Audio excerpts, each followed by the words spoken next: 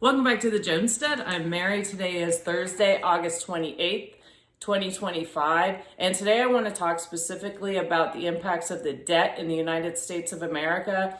And I also wanted to share with you an article that I read it was in Zero Hedge yesterday, titled "The Single Most Important Chart in the World is Flashing Danger." And it talks specifically about how over the last 45 years, from 1980 to 2022, debt has become cheaper to service, and that has resulted in every entity in the US going on a complete debt binge. And specifically, listen to these numbers. Municipal debt as of today is $3.4 trillion. Corporate debt is $14 trillion. Household debt is $20 trillion. And federal debt is $37 trillion and increasing every single day. I went on the US debt clock this morning. It's still ticking up. It's not going down yet. And so I'm still waiting for that to happen. But if you look at household debts at $20 trillion, and this article specifically goes into some really important information I think everyone should be aware of. And it says, all of these are problematic, but the systemic issue pertains to U.S. sovereign debt. And we hear that word sovereign debt, but also it made me think of our U.S. sovereignty. And if we are in so much debt to other countries and citizens are in so much debt, our sovereignty is truly at stake.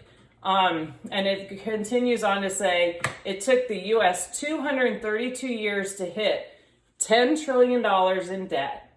It added the second $10 trillion in debt in just 9 years, and added its third $10 trillion in 5 years.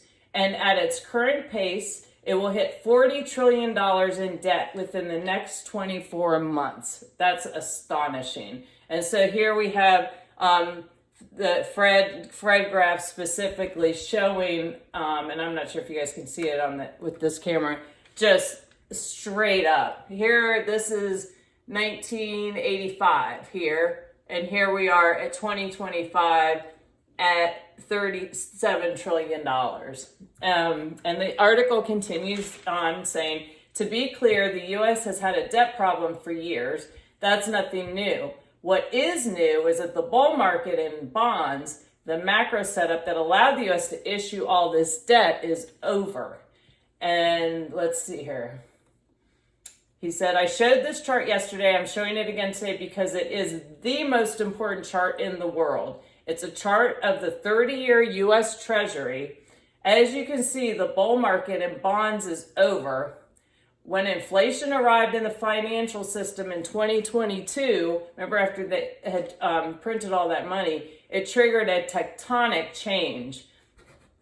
And he goes on to say, put another way, the era of ever cheaper debt is over.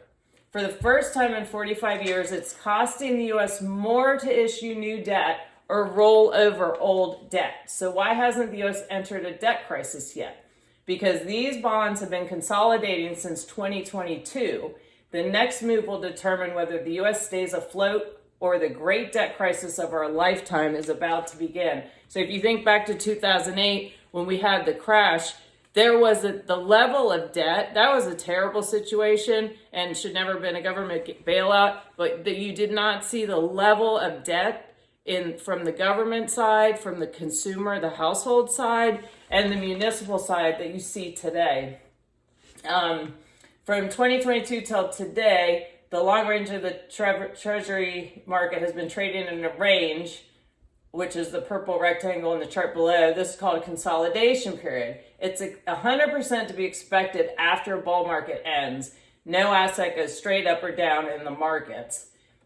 What happens next is critical. If these bonds break down from this consolidation, it signals the grand super cycle in bonds is over. Talk about a bust. And a secular bear market has begun. In the very simplest of terms, the everything bubble would have burst and the great debt crisis of our lifetime would begin. So this is extremely important. This is very important for all of our household, everyone to understand. And I know everyone complains, well, the US, our government just keeps spending money. Well, our households keep spending money that they don't have as well. And so it comes back to, well, what can I do about it? I'm not on the Federal Reserve. I'm not elected to office. I'm not president of the United States.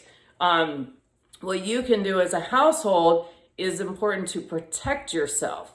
So if you have a financial tsunami coming down, if you have banks, you have bank runs, or you have bank closures, and then you have bank runs, or those banks are closed if the feds shut them down. People cannot even access their money. You have that situation. If you have a situation where the feds continue printing too much money, you're going to have an extraordinary inflationary event. So what you can do for you and your family is, number one, get out of debt. So you're not exposing yourself to that, because if you're living and everything is financed and you lose a job or your spouse loses a job and you're living literally paycheck to paycheck, that's not a good situation to be in, and that's a very stressful situation to be in. So get out of debt. Make sure you have, if you can afford to, I would purchase necessities and commodities right now. I'm not a financial advisor. This isn't a financial show. This is just information. And these are things that I've learned and things that we've done.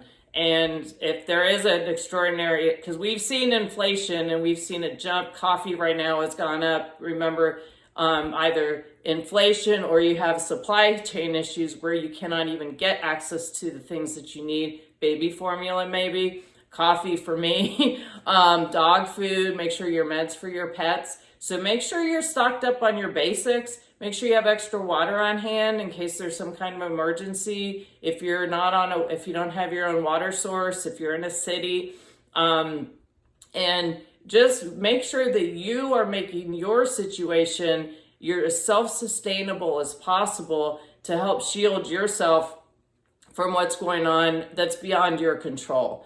And, it's concerning. You see these municipalities, they keep taking on more debt. The Moody's rating used to rate AAA bond rating for localities that would do less spending and have less debt and lower taxes back in 2009-ish, 2011, I guess it was.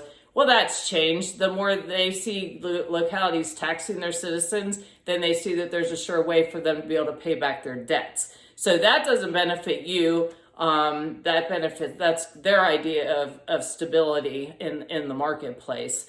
But I just wanted to share that article. I think it's really important for everyone to understand. You turn on the TV, everything's great, everything is awesome, but we're $37 trillion in debt, and it just keeps going up and it keeps going up. And that isn't a good position for our country to be in. That's not a good position if a household's in that level of debt. And again, all it can take is one hiccup. You need, your car, you need to get a new engine, or you need a transmission. And next thing you know, there goes your savings. And most people only have maybe $500 of extra cash put away. So, and also diversify what you have, as opposed, if they continue printing so much money, that money is not going to be worth very much. And since we're not on a gold standard anymore, we're dealing with the fiat money system, it's only worth the paper that it's printed on, which that in and of itself isn't very much. So, maybe look at other things, look at gold, look at silver, because it is actually a thing. It is a precious metal versus just you look at a penny now and it looks like something from Candyland or Monopoly, little plastic thing. And so, look at diversifying, and also look at maybe buying things that you can put your money into, that if you wanted to turn around and sell it, you could, but it's a really good commodity to have. In fact, we just bought a tractor, which we needed anyway, and we found a really good deal for it. And with the fact that you can get very little return as far as in the banks and the savings account, and honestly, who wants to keep your money in the bank more than you need to cover your bills. So those are just some things to think about, but it's really important that we can take control as citizens in the United States by being self-sufficient and shoring up our position, and then insisting that our representatives are doing the same in their offices. So I hope you find this helpful. Look forward to talking to you again, and have a great night.